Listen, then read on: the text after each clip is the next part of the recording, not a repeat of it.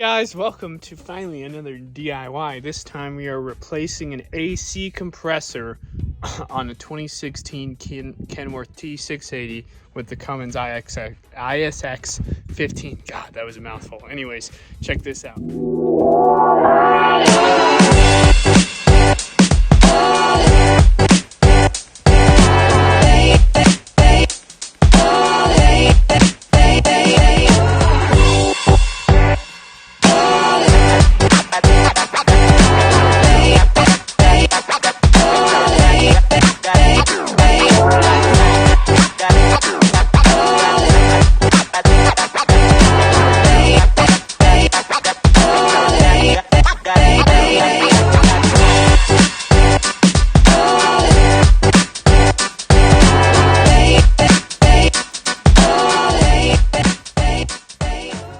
This guy is the AC compressor right here, and it went out. You can't really see now, but when it first went out, there's a whole bunch of rubber debris up in here, and now basically it hasn't been engaging since. So I couldn't find the exact part just to replace the clutch, because obviously the compressor's fine and the clutch is the part that's bad. But I couldn't find exactly that part, so it was only 180 for the whole compressor, so I just got the whole compressor. While we're doing the compressor, we're also going to replace the air dryer, and we are going to bleed and recharge the system, and it should be a fun time. So let's go over what you need for this job. Okay, laid out here on the table, we have most of what is going to be required for this job.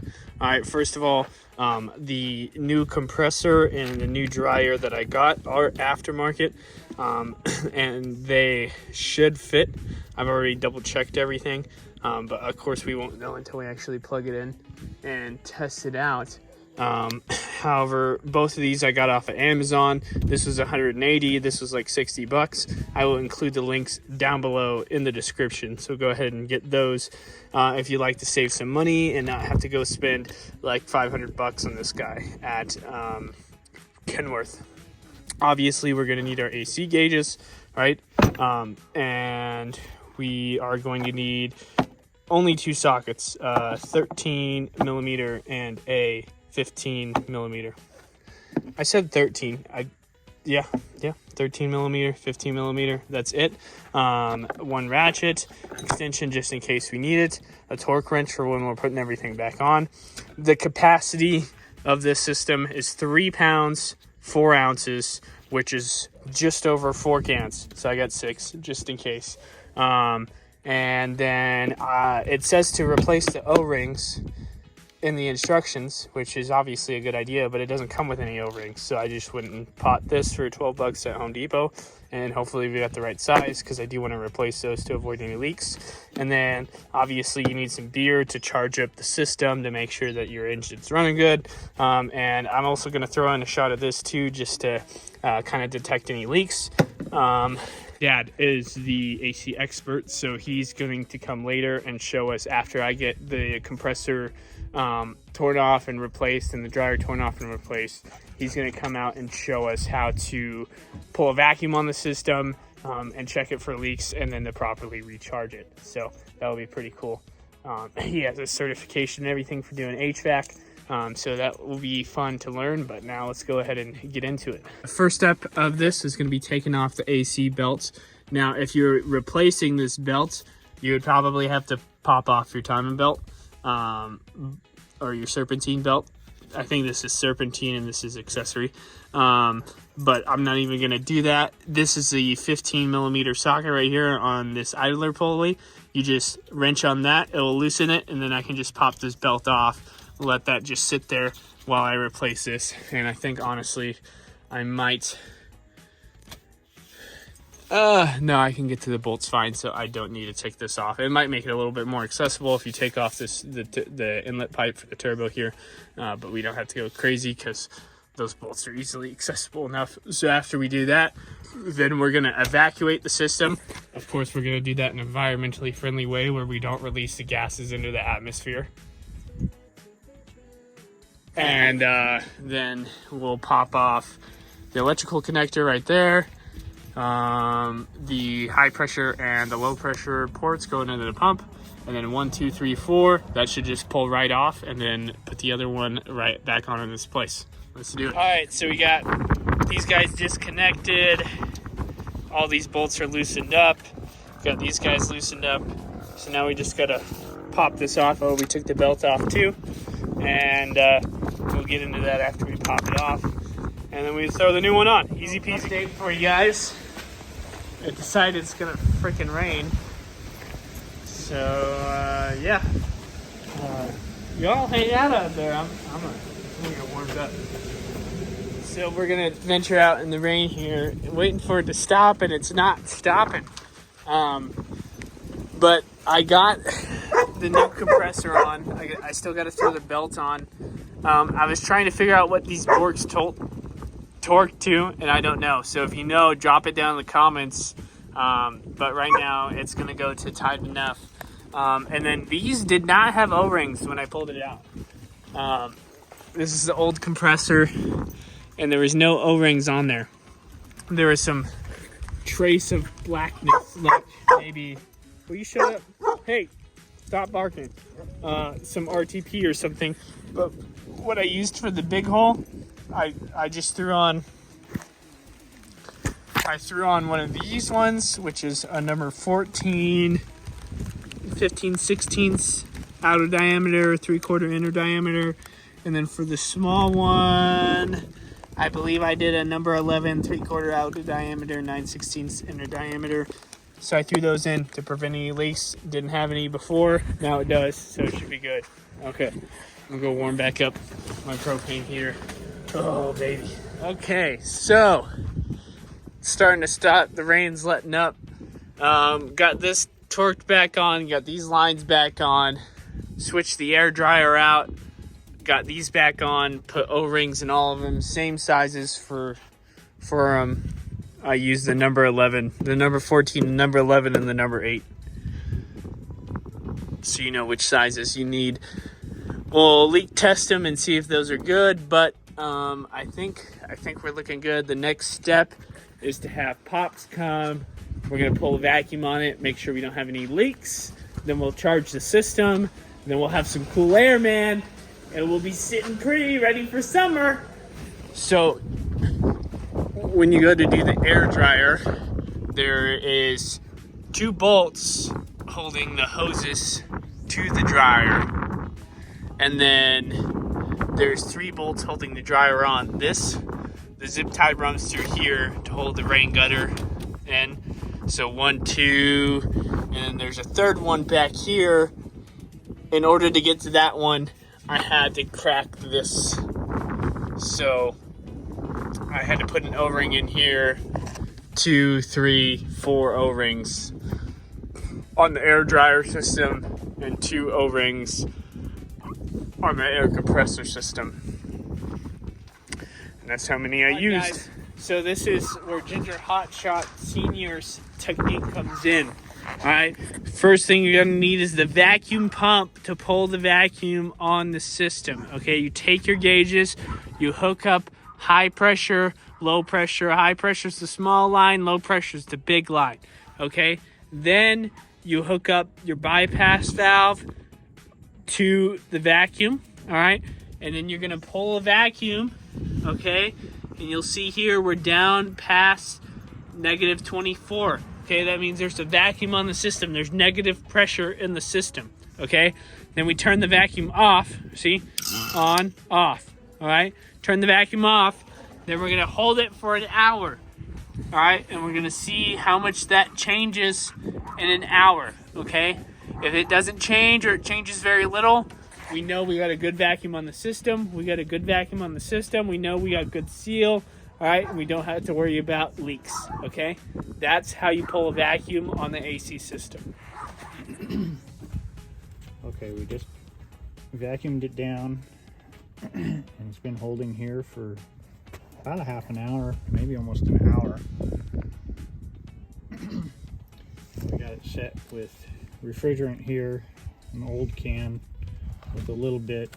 We're gonna bleed bleed the hose out after we open this line up here.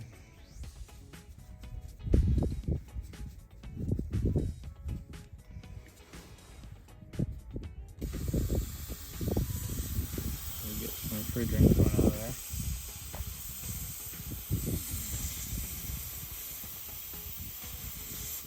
Trying to feel the oil in there.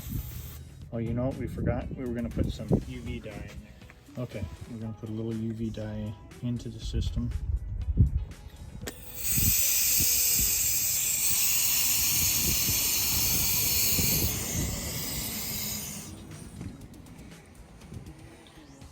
should be enough just to put a little bit in there if we have any future problems. And now we will open up. Actually, we didn't have. Now you have to bleed it again, right? I did put refrigerant. Bleed this. Shoot a little refrigerant in there. Just to clean the hose out. Okay, we got refrigerant in there. Actually, we can put that in afterwards. Okay. We'll suck this can in first, and then go ahead and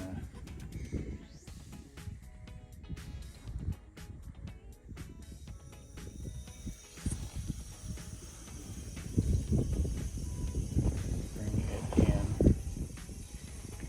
We should be able to shoot some of this in also.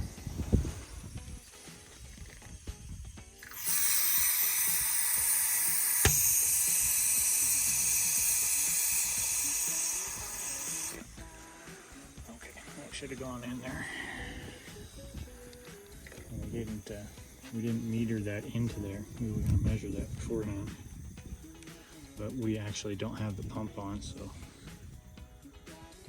we haven't drawn anything in. So now after this is empty, we zero the scale and we know. Yeah. And we'll bring it in on the low side. We'll turn the truck on and open everything up, and it should help draw it right in now that we have Okay. the vacuum in there.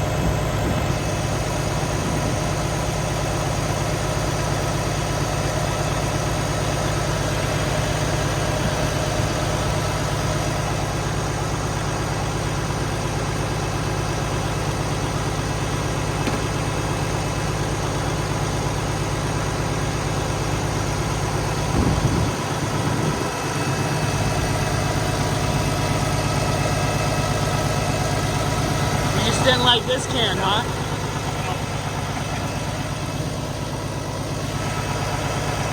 Well, that was 15 ounces. Okay. So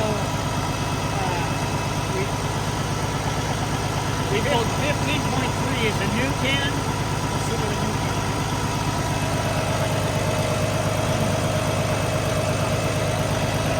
New can is 1608. Okay. And we put in 0.13, Yeah. 13 ounces. One is 16 ounces. So that one had barely anything in it.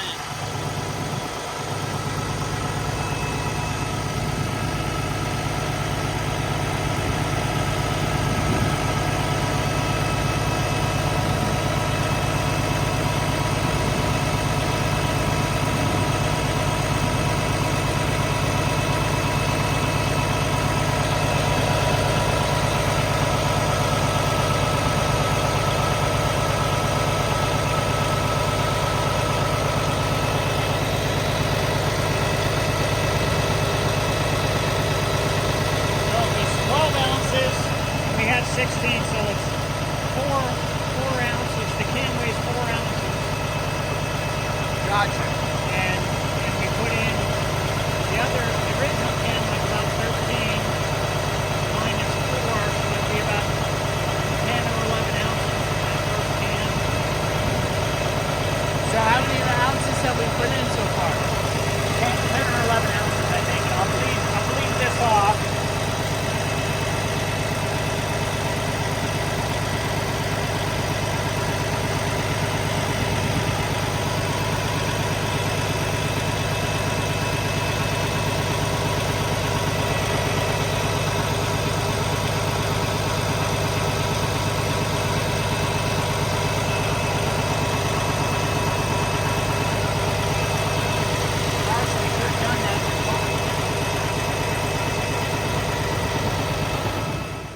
Guys, it took just over 4, close to 5 cans, 4 plus that partial can of the refrigerant to get to our 3 pounds 4 ounces, which we measured out on the scale.